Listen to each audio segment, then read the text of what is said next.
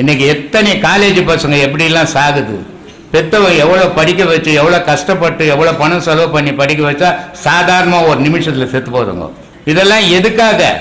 மரணம்ன்றது இயற்கையாக வரணும், அது வந்தால் யாரும் தவிர்க்க முடியாது. ஆனால் செயற்கையாக சேர்த்துக்கூடாது. செயற்கையாக சேர்த்துக்குன்னா ஒரு முறை நீ தற்கொலை பண்ணீங்கன்னா 100 வாட்டி பிறந்தீங்கன்னா தற்கொலையில் தான் போவேன். அதை மறந்துடுங்க. நல்லா வாழ கத்துங்க. வாழங்காலத்துல பலாயிரம் பேர் உதவி பண்ண வாழுங்க. நீங்க வந்ததுக்கு அடையாளம் வச்சுட்டு போங்க.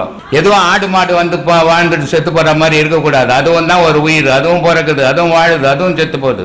மனிதன் பெரிய அற்புதமான அமைப்பு. அது இறைவனுடைய படைப்பிலேயே மனிதனுடைய படைப்பு மாதிரி உலகத்துல வேற எந்த படைப்பும் கிடையாது. ஆனா அப்படிப்பட்ட மனித பிறவியை வீணாக்கிடக்கூடாது. அதை வாழ்ந்து காட்டணும். நீ மற்றவங்களுக்கு அடையாளமா இருக்கணும்.